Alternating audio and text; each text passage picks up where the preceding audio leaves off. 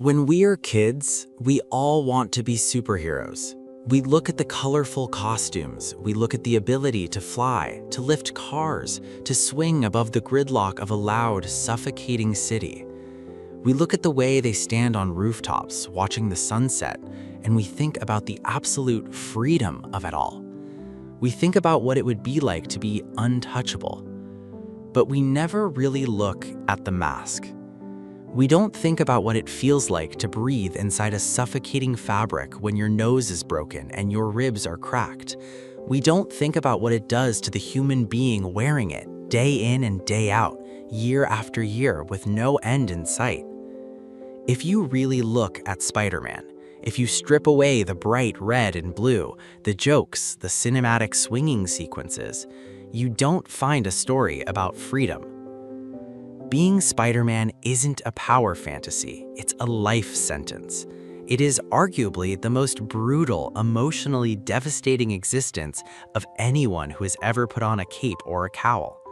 When you look at other heroes, you see billionaires with endless resources, or gods from other worlds, or soldiers fueled by a righteous sense of duty.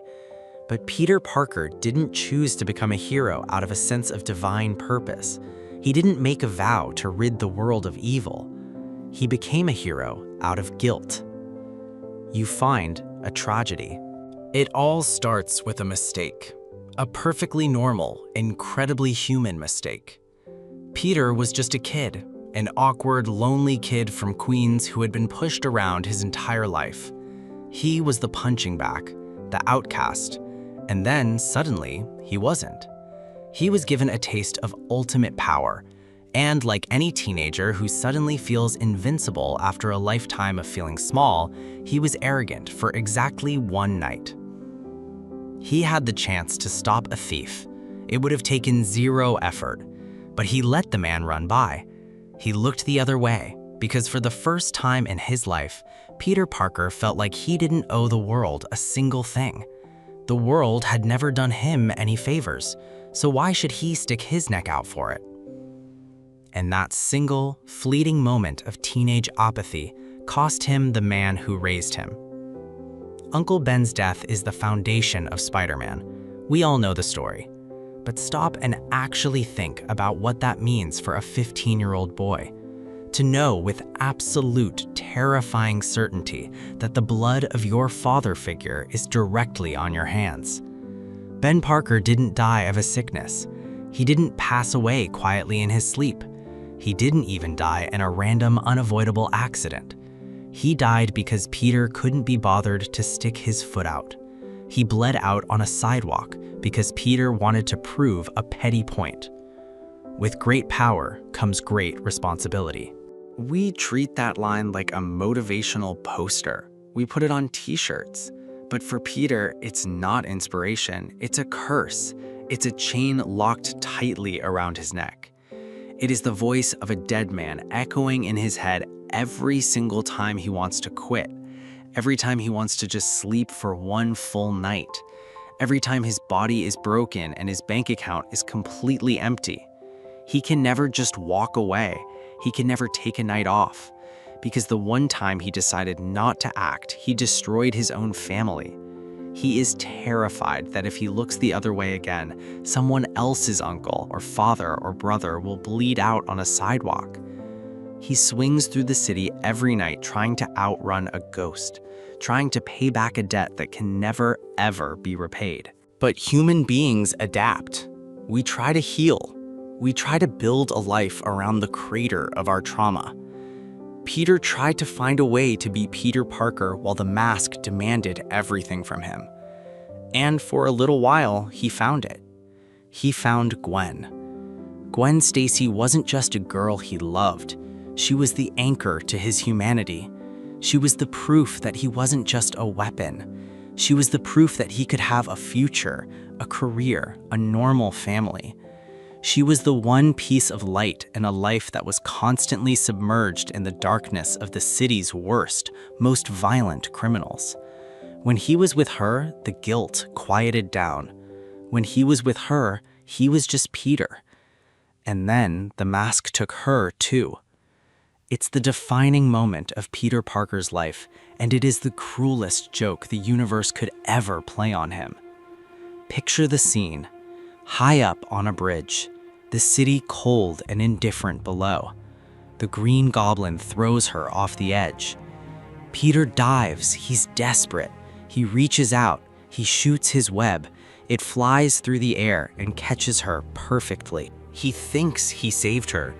For a split second, a brilliant, lying second, he thinks he won. But he forgot about the physics of the fall. He forgot about the sudden, violent stop. He didn't just fail to save her. The very thing that made him special, his webs, his quick reflexes, his very identity as Spider-Man, is the exact mechanism that killed the woman he loved. Imagine living with that reality. Imagine closing your eyes at night and hearing that sound, the sharp, terrible snap of her neck, the sudden suffocating silence that followed. Other heroes lose people. It's an occupational hazard. But they lose them to villains. They lose them in grand cosmic battles to save the universe. Peter lost Gwen to his own desperate attempt to save her. He has to carry the lifeless body of the woman he was going to marry, looking down at her face, knowing that if he had just been a little faster or a little slower, or if he had never put on the suit at all, she would still be breathing. She would have grown old. She would have had a life. Instead, she is a headstone, another casualty of Peter Parker's existence. How do you wake up the next day? How do you force yourself out of bed, look at that red and blue fabric, and put the mask back on? You do it because you have to, because if you stop now, then Ben and Gwen died for absolutely nothing. You do it because the guilt won't let you stop. But from that moment on the bridge, the mask stops being a disguise. It becomes a permanent isolation chamber. Peter learns the hardest, coldest lesson of his life. Anyone who stands too close to him gets caught in the crossfire. His love is a liability. His friendship is a literal death sentence. So he pushes people away. He has to. He watches his friends live normal lives, fall in love, get promoted, go to parties, and he watches it all from a rooftop in the freezing rain. He hides his profound, agonizing pain behind cheap jokes and sarcasm while he's swinging through the air. Have you ever wondered why Spider-Man talks so much? Why he constantly cracks jokes while fighting for his life? It's not because he's having fun.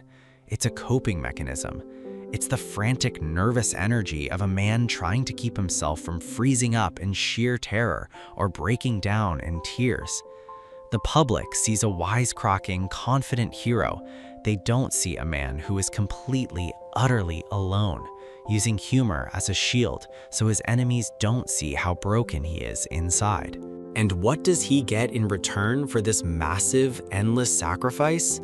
Absolutely nothing. He doesn't get a sprawling mansion, he doesn't get a seat at the table with the world's elite, he doesn't get a salary. He gets a crumpled eviction notice slipped under his door. He gets a boss who drags his name through the mud every single morning in the daily paper, convincing the very people Peter saves that he is a menace, a criminal, a monster. He bleeds for a city that actively hates him. He finishes a brutal night of stopping muggings, pulling people from burning buildings, taking punches from men with mechanical arms or alien symbiotes, and he goes home to a freezing, dark apartment.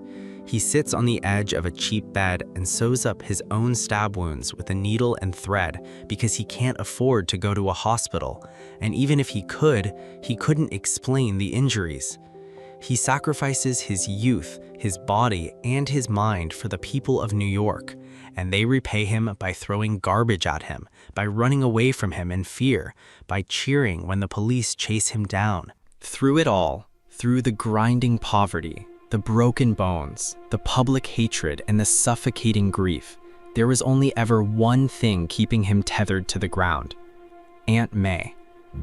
She was the last remnant of the boy he was before the spider bite, the only person in the world who looked at him and just saw Peter, not a hero, not a savior, not a menace, just a boy trying his best to make his way in a hard world.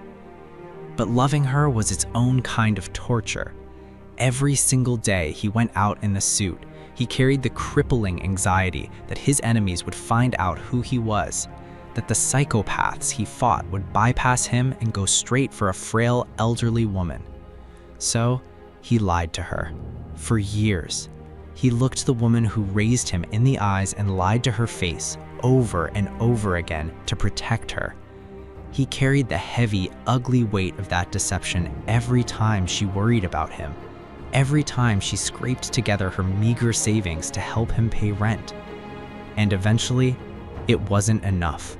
Whether it's sickness, old age, or the direct, violent result of his enemies finding out his secret, Aunt May always leaves him. When she dies, the last fragile thread holding Peter Parker together snaps. Uncle Ben was his guilt. Gwen was his heartbreak. But Aunt May was his home. When she is gone, Peter Parker is truly an orphan in every conceivable way of the word. There is no one left to go back to, no one to call him just to make sure he ate dinner, no one to smile at him and tell him that he is a good person. He's forced to sit in the quiet, deafening aftermath of a life completely hollowed out by the choices he made. He saved millions of strangers. He saved the city time and time again. And it cost him the 3 people who mattered most in the entire universe. People call his powers a gift: the superhuman strength, the agility, the ability to climb walls and sense danger before it happens. They call it a miracle. But a gift is something you can return. A gift doesn't demand your entire life in exchange. Being Spider-Man is not a heroic adventure. It is a duty born from trauma.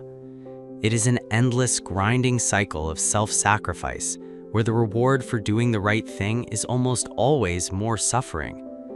Every time he chooses the city, he loses a piece of himself. Peter Parker doesn't get a happy ending.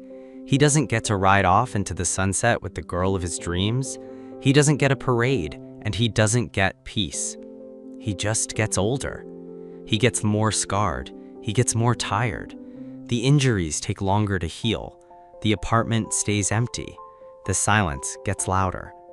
He wakes up in the dark. He slowly gets out of bed, feeling the ache in his joints and the bruises on his ribs. He looks at the overdue bills piled on the table. He looks at the empty room, knowing nobody is going to walk through that door to check on him. He reaches out. He picks up the torn, dirty mask. He puts it on. Not because it feels good, not for the thrill of the swing or the glory or the adrenaline. Those things faded a long, long time ago. He puts it on because out there, somewhere in the cold city, a mugger is pulling a gun. Somewhere, a teenager is about to make a mistake. Somewhere, someone is about to lose their Uncle Ben. Someone is about to lose their Gwen Stacy. And Peter Parker will throw himself into the dark. He will let himself be beaten, cut, broken, and hated over and over again, just to make sure those strangers never have to feel the absolute agony that he does. He gives everything he has so that others don't have to lose what he lost. That is the tragedy of Peter Parker. That is why it truly sucks to be Spider-Man. Because he will endure a lifetime of pain to save absolutely everyone else. But at the end of the day, when the fighting stops and the city goes to sleep, there is no one coming to save him.